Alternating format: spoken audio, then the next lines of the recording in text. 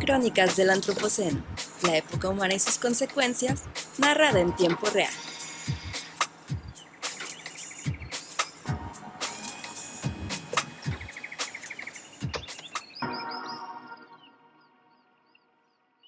Hola, ¿qué tal? Bienvenidos a Crónicas del Antropoceno. Yo soy Víctor González Quintanilla, me acompaña Marcos Vinagrillo. Hola, saludos. Y esta tarde nos acompaña aquí también nuestra amiga y colaboradora Susana del Pilar Flores. Hola, ¿qué tal? Muchas gracias por acompañarnos, Susana. Bienvenida a Crónicas del Antropoceno. Es que hoy vamos a hablar de la niñez, de esa etapa en la vida que pareciera que está desde siempre bien definida. Todos pasamos por ahí, todos fuimos niños, niñas, pero pensándolo bien, es decir, pensándolo, analizándolo, problematizándolo, entre todos, resulta que es más complejo, que no comprendemos del todo la niñez. Al menos yo no lo comprendí así. Y sus representantes, los niños, tampoco los comprendemos bien. Los niños, las niñas, no siempre sabemos qué hacer con ellos.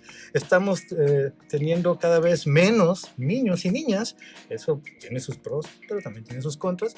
Pero sobre todo, no estamos preparados como sociedad, ni tenemos las capacidades desarrolladas como individuo para permitir y estimular su desenvolvimiento pleno. Les ponemos límites, les cobramos la entrada con nuestras expectativas y los encerramos en la jaula conceptual de nuestra falta de visión. Y sin embargo, los muy sinvergüencillas siguen jugando, gritando, brincando y riéndose a la menor provocación. Qué bueno que llegan nuevos, esos pequeños sapiens que mantienen viva nuestra especie y andando nuestra civilización. Hoy en Crónicas del Antropoceno vamos a hablar de la niñez, de cómo es y cómo podría ser la niñez en el Antropoceno. Y por eso invitamos a Susana del Pilar para que nos ayude a pensarlo, visualizarlo, problematizarlo. Y es que les platico, Susana del Pilar Flores Sandoval es niñezóloga, no pedagoga, porque eso hubiera sido mi primer impulso definirlo, pero no, es niñezóloga. Ahorita nos explicará y nos definirá un poquito mejor de lo que se trata esto, pero es, bueno, especialista en esto que le llamamos proceso de enseñanza y aprendizaje, pero vamos a problematizarlo un poco más, vamos a definirlo mejor. Impulsora de la red de aprendizaje para educadores de museos, desde donde hemos tenido colaboración a través del Museo de Ciencias Ambientales, en donde estamos nosotros y que produce este podcast. Fue directora de Globo, Museo de la Niñez en Guadalajara, y actualmente promueve ambientes alternativos de aprendizaje no escolarizado. Así que platícanos un poquito tu camino, Susana. Empecemos por ahí. ¿Qué te llevó a profesionalizarte en este campo? ¿Qué inquietudes seguiste? ¿Qué decisiones tomaste? ¿Cómo se llega a ser niñezóloga? ¿Y qué es eso? Sí, gracias. Bueno, yo creo que principalmente una muy auténtica inquietud de rescatar nuestra propia niñez, ¿no? Mi propia niñez, que además es una etapa de vida que yo tengo muy presente y muy consciente, y que, bueno, en la conciencia de que no es algo de lo que uno se va despojando, sino que algo va incorporando dentro de sus experiencias de desarrollo y crecimiento, pues mi niñez está muy presente. Y bueno, durante mucho tiempo esto fue una cuestión de cómo acomodarlo en estas etapas de vida, ¿no? Yo siempre me negué de alguna manera a dedicarme a la educación. Mi formación inicial es de técnico en escultura en la Universidad de Guadalajara, y sin embargo, previo a esto, yo tuve la inquietud después del bachillerato hacer un servicio social voluntario en la sierra de Mazamitla, en Jalisco. Estuve ahí dando, pues siendo maestra de una escuelita rural comunitaria, sobre todo más que en la inquietud de dedicarme a la educación, sino tenía la intención de ser agrónoma. Entonces, como yo era una joven urbana, pues desconocía básicamente qué implicaba, ¿no? Entonces, el irme a lo rural, pues fue necesariamente a través de ese medio, y ahí me involucré con la niñez rural, que fue, bueno, pues todo un tema porque contrastaba totalmente con la forma en que yo había sido educada de niña urbana y la libertad que representaba, pero también las muchas vejaciones y violencias que vive la niñez rural, y me hizo pensar en muchos ámbitos de la niñez, desde pues cómo es su salud, que estaba muy limitada, que estaba muy limitada el cuidado de su salud, de su bienestar en general, pero también esta libertad y esta posibilidad del aprendizaje a través de la naturaleza y de pues orgánicamente, ¿no? Yo como joven, muy recién egresada del bachillerato, pues no tenía elementos como para ser la maestra, ¿no? No tenía una formación docente, digamos, que creo que eso también es un acierto para ese tipo de programas, porque la cercanía de generaciones, digamos, ser muy joven frente a un grupo de niños y niñas, pues implica un diálogo más directo. Y pues sin una formación implicaba pues no seguir una currícula establecida escolarmente, entonces nos posibilitaba a muchísimas cosas. Cuando termino este servicio social voluntario, regreso a estudiar a la Universidad de Guadalajara, técnico en escultura, y me involucro con el arte, pero ya no me puedo desconectar de la niñez. Ujú. Entonces veo que el arte es un lenguaje también muy pues excluido de la educación formal y también providencialmente en ese tiempo me ofrecen una plaza en la Secretaría de Educación, donde yo tenía que insertarme en las escuelas como promotora de actividades culturales. Esto también, pues, me da pie a una ruptura dentro del sistema escolar, porque yo no era una maestra formada, no era una maestra normalista, Ujú. era una universitaria que de alguna manera veía con otros ojos la educación.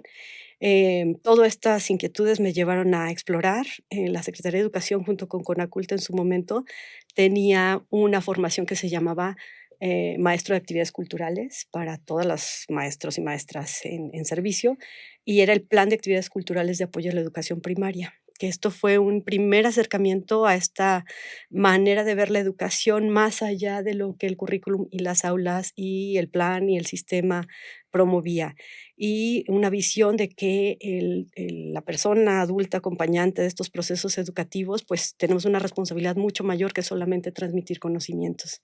Entonces, bueno, pues estas formaciones me fueron llevando a estudiar cada vez más profundamente la niñez, no solamente desde la pedagogía, como decías, que se queda limitada, es un medio para educar a niños y niñas, sino pues en ámbitos todavía mucho más amplios. La sociología, la antropología, de repente han abordado a la niñez, pero no de manera como muy sustancial o, digamos, constante, ¿no? Sino ciertos fenómenos que involucran a la niñez, pues de repente se reconocen y se estudian, pero no hay un estudio de la niñez, ¿no? Entonces, bueno, pues en esta búsqueda yo me encuentro con la pedagogía, bueno, no es pedagogía, sino filosofía Reggio Emilia, Ujú. que es una filosofía centrada en la niñez que se generó en el norte de Italia, en una ciudad llamada Reggio Emilia, que propició un enfoque educativo basado en la niñez como un ente antropológico importante y pues un ciudadano desde su nacimiento, ¿no? Un reconocimiento de ser ciudadano desde su nacimiento.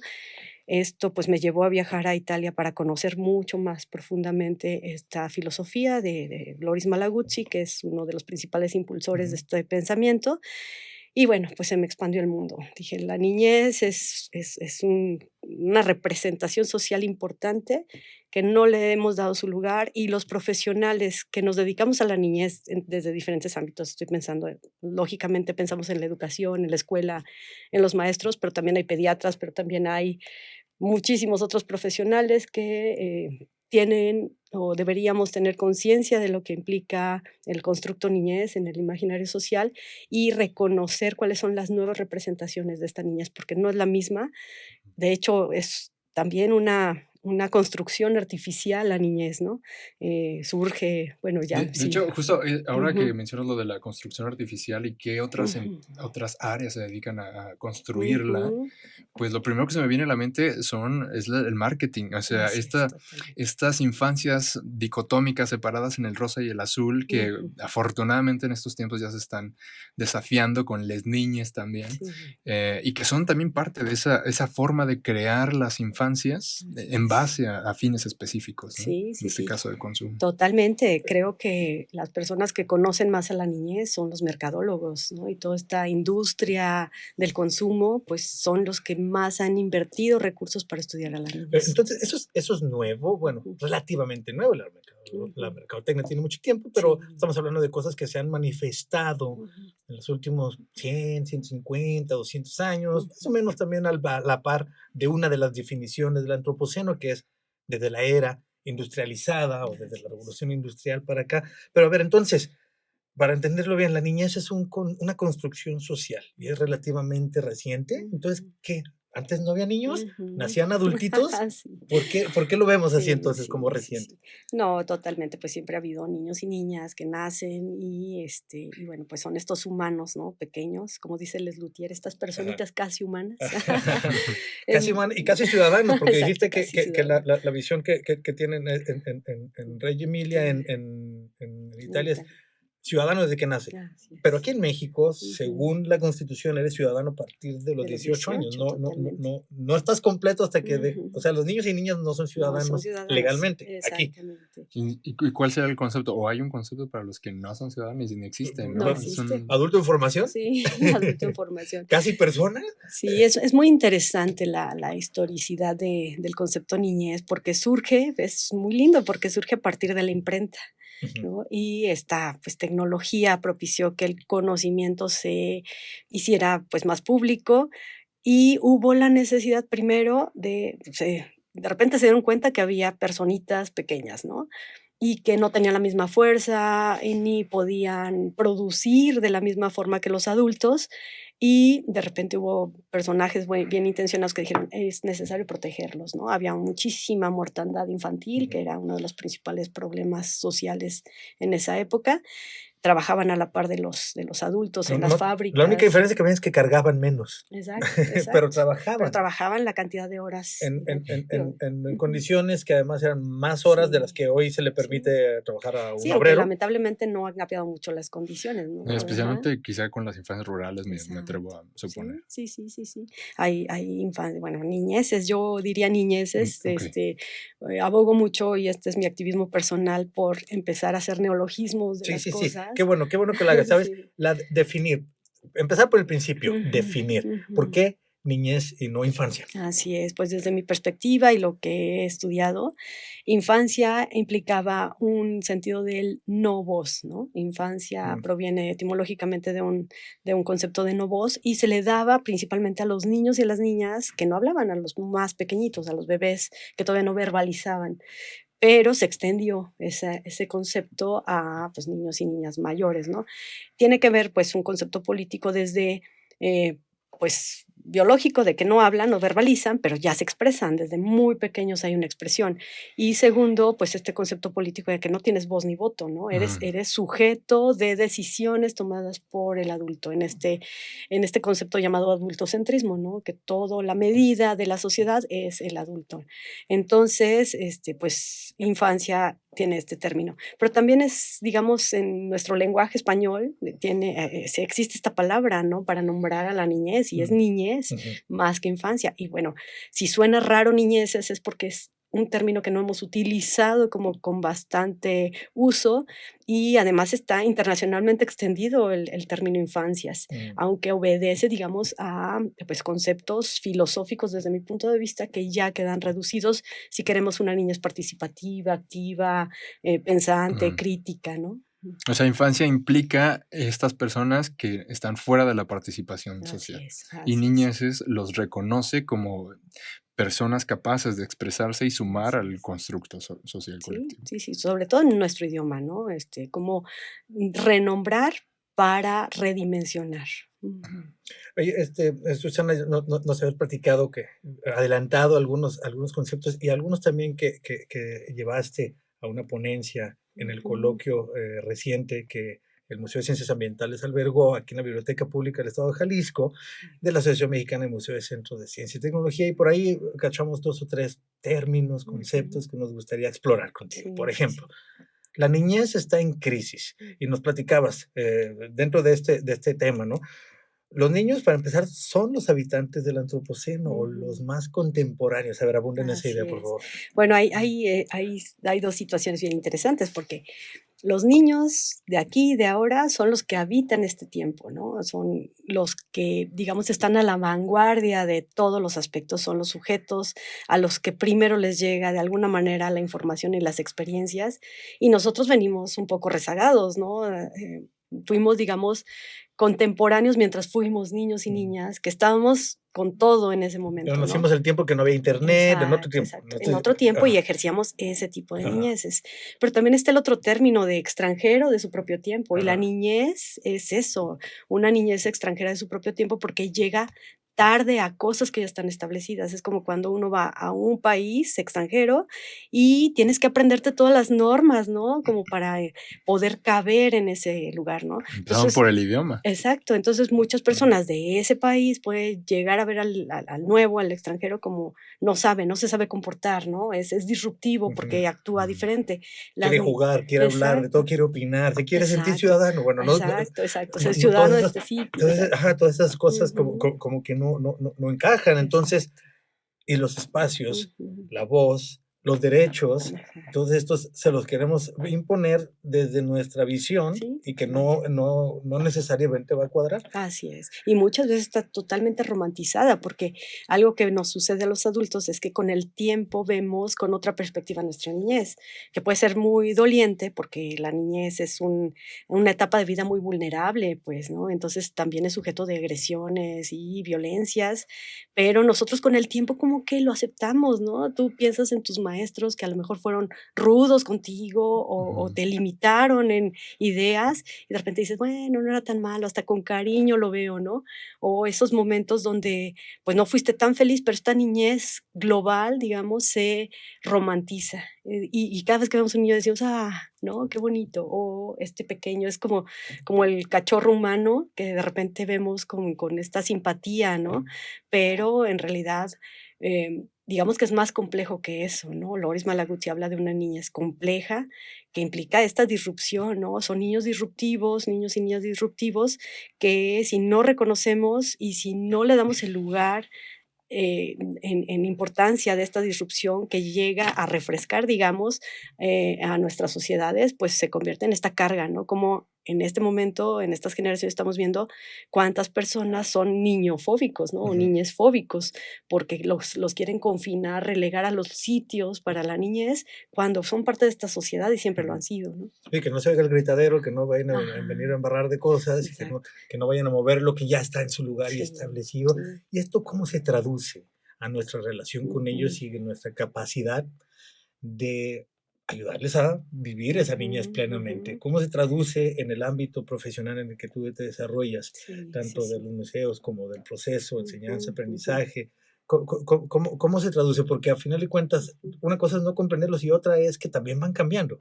Y así como a lo mejor van a dejar atrás la ropa que ya no les queda, también se necesitan, no nomás nuevas ropas, necesitan nuevos métodos, nuevas narrativas, nuevas perspectivas, nuevas maneras de acercarse a cómo ayudar a que, o propiciar el espacio dado para que puedan vivir plenamente esa niña, supongo. ¿Cómo se traduce entonces esta falta de nosotros de visión? Pues yo lo veo primero como los hemos confinado a 3 esferas principales, 2 súper básicas, que es la esfera de lo doméstico y la esfera de lo escolar, como las únicas 2 lugares para su desarrollo. Y un tercero que es periférico, que es los lugares especializados o que son complementarios, digamos, pero siempre en esta búsqueda de seguirlos formando, ¿no? Para ser, en el concepto de la historia de la niñez, se ve a la niñez como un adulto en formación, ¿no? No como esta etapa, sino es un adulto, un posible adulto. Y entonces hay que formarlo para que sea un adulto correcto, un adulto funcional.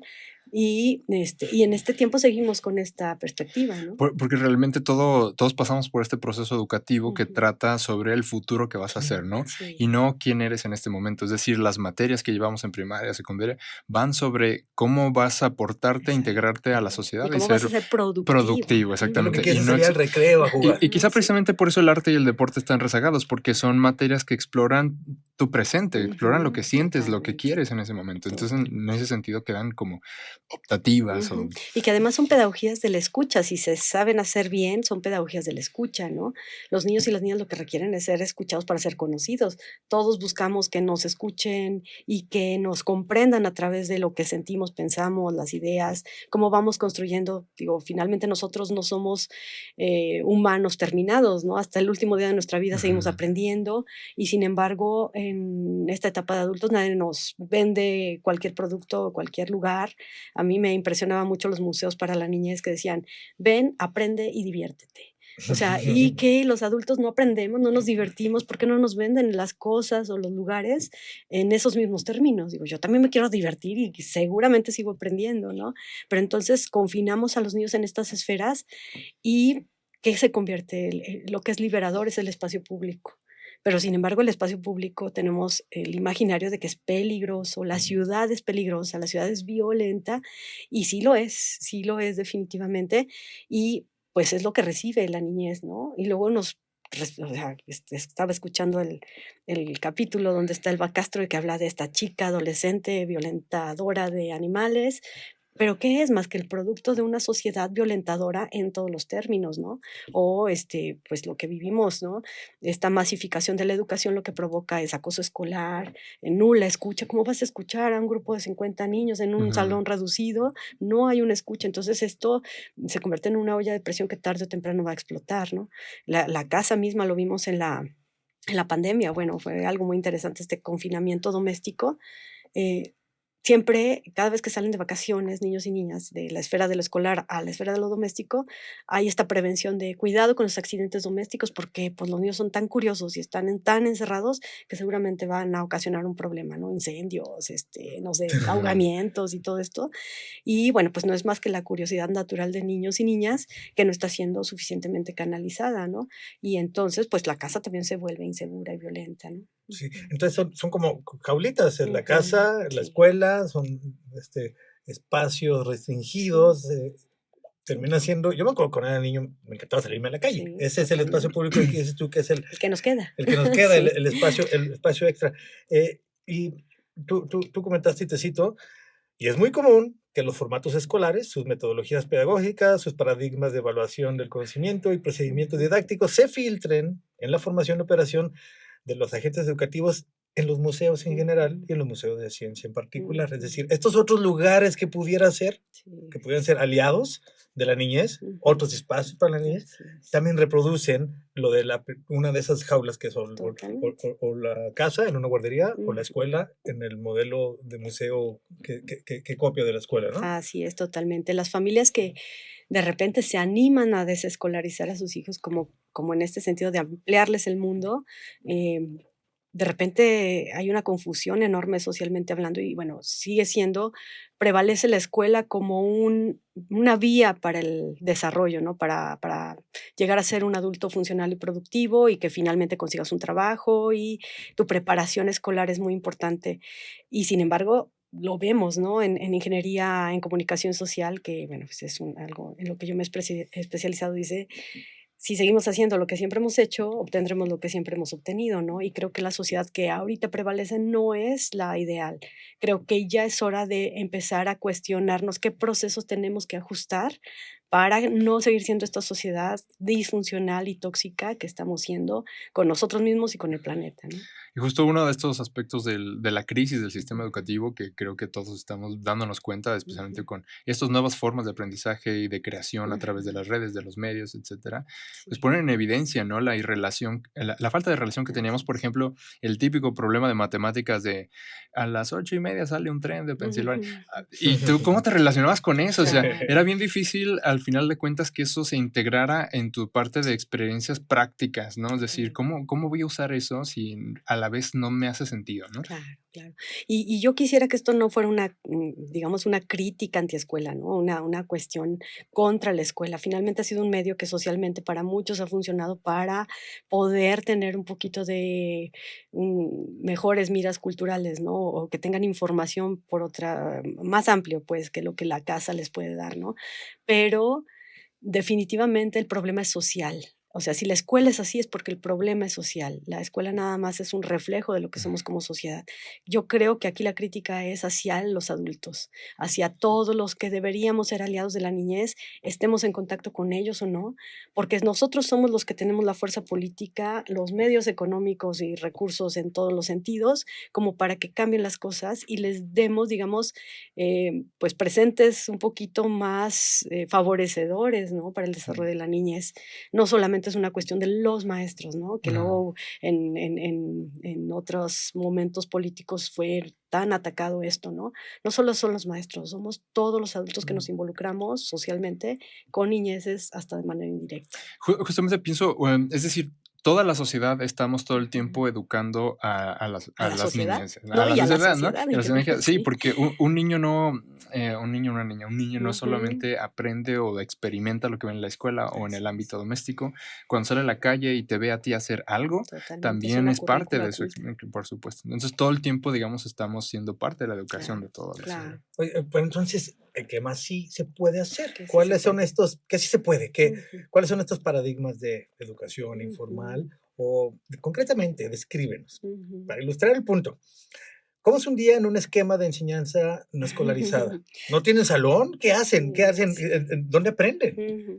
Bueno, para empezar, no es enseñanza, Ajá, esto es súper importante. Hay un énfasis mucho en lo escolar, en la enseñanza, y todos los recursos están puestos en la enseñanza. ok. Hay Así definiciones una es, vez más. así Enseñanza, ¿por es. qué no? Porque es Sí, el discurso exacto. del que lo da, ¿no? ¿Quién enseña? Ajá, ok. El ¿Quién discurso viene enseña? El adulto, hegemónicamente de ¿no? arriba para abajo, del adulto Exactamente. hacia el... Ok, Así es, ok. así es.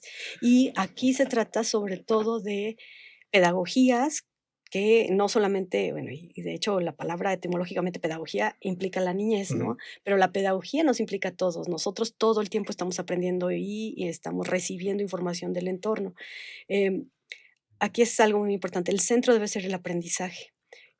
¿Cuál es el medio? El que sea. La ujú. escuela puede ser el medio, pero también muchísimos otros esquemas de formación informal y no formal son medios para seguir en el aprendizaje. Y el aprendizaje no se da, no, o sea, todos estamos preparados para aprender, pero el aprendizaje no se da sin experiencia. Y hemos centrado la enseñanza en lo informativo, no lo Ok. experiencial. Entre más experiencia tienen, más oportunidades tienen las niñeces de acomodar la información que de lo que está lleno, pues, ¿no? Ahorita pulula la información de absolutamente todo, pero sin experiencia esa información no sirve de mucho. Ujú. Entonces, para que exista el aprendizaje, debe existir experiencia. Entonces, cualquier modelo de atención a la niñez que implique que esté propiciando experiencias más amplias va a ser acertado, ¿no? Y por otro lado, bueno, pues conciencia de nuestra propia necesidad de ser adultos saludables y yo siempre digo ejemplares. Ujú. ¿Qué implica ser ejemplares? No perfectos, jamás perfectos, no lo seremos, ¿no? Pero ejemplares significa ser suficientemente conscientes de nuestros procedimientos para que ajustemos lo que tengamos que ajustar como personas para ser el mejor modelo que podemos ser para las niñeces. Entonces, pues tenemos una chamba bien grande, ¿no? Porque en cualquier ámbito, sea escolar, no escolar, sea doméstico, sea en la calle, sea en los museos, en las albercas donde dan clases de natación, en todos estos lugares tendríamos que ser muy conscientes de los adultos que tendremos que ser para poder ser los mejores modelos y que también, pues no les estemos echando la bolita, ¿no? Porque acabo de ir a un evento escolar donde, de adolescentes, donde el maestro, muy quitado de la pena, le dice: "Bueno, pues chicos, ahora sí, ya salen de la secundaria, ahí está el mundo, arréglenlo, porque ustedes son los responsables de arreglar este planeta", ¿no? O sea, Ah, van saliendo del qué buena cascarón. onda, ¿no? O sea, primero no eres ciudadano, eres un Ajá, adulto en sí, formación, eres casi persona, claro. pero en cuanto te acerques, ahora sí ya Ya vete te tú, toca todo. busca Exacto, las exacto. soluciones. Eh, ¿Qué más es la niñez? Sí, Vamos sí. cerrando con eso, porque Ajá. ¿qué no es? O sea, no es un adulto en formación, No, no es un no ciudadano, sí. no es una casi persona. ¿Qué nos ha faltado ver? ¿Y cómo deberíamos de tratar de encontrar otra manera de relacionarnos con ellos y a la luz de Claro, nuestro podcast, el Crónicas del sí. Antropoceno, y de capítulos que hemos tenido Ujú, recientemente sobre la educación ambiental, sobre la manera de relacionarnos pensando en el futuro? ujú, ujú. La propuesta. ¿Qué más es la niñez, ¿Qué más Susana? es la niñez? Bueno, pues para empezar, la niñez es juego, es movimiento, es disrupción, es corporalidad, es riesgo y pues reconociendo todo esto y muchas complejidades más, pues requerimos ser escuchas, ¿no? Ser escuchas atentos para garantizar una participación auténtica y no una participación simulada donde parece que te doy el lugar y el espacio para que tomes decisiones, pero todas estas decisiones están condicionadas, ¿no? Platicábamos sobre estas consultas, ¿no? Que hacen para la niñez, para que diga si es feliz, si no es feliz, si aprende, si no aprende, pero todas son modelos de participación tan simulados que realmente no cambia nada, ¿no? Entonces, ¿qué sí cambia? Pues escuchar a la niña, es permitirles más espacios de libertad. En mi caso, bueno, pues yo lo que propongo y yo lo que hago en acción es generar estos espacios fuera de la escuela como alternativas comunitarias donde las personas se reúnen, se agremian buscando un fin común, ¿no? Que es la formación de niños y niñas, pero ya no bajo los esquemas estandarizados, El programa escolar, limitados, las bancas. exactamente. ¿Qué sí hay? Pues hay mucho espacio público.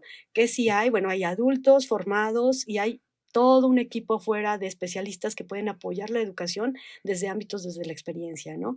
Entonces, bueno, en mi caso es eso, impulsar mejores y más amplios espacios y que reconozcamos que la escuela es un medio, pero no un fin, y que es un medio para educarnos, pero no es el único. Entonces, entre más amplios sean, entre los museos, en su caso, ¿no? O en cualquier otro ámbito que expanda la posibilidad de que no, los niños no tienen que ser por qué conducidos, los niños y las niñas no tienen por qué ser conducidos o mediados todo el tiempo, sino que necesitan estos reductos de libertad, de agremiarse entre ellos, de poder negociar con el adulto en términos, digamos, más horizontales, no porque ellos vayan a mandar, ¿no? Que también hay ese sesgo social de, no, pues es que ya queremos que los niños manden, o sea, entonces que tomen las Tampoco. decisiones.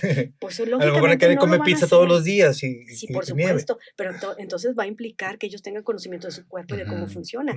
Ayer estamos haciendo un coloquio de resultados de investigación que están haciendo niños y niñas y fue maravilloso porque una niña de 6 años tenía la duda de cómo nacen los bebés, ¿no? Entonces, pues es un fenómeno de lo más natural y de lo más orgánico y que está tan lleno de tabúes, ¿no? Y que no se aborda con un diálogo claro y facilidad.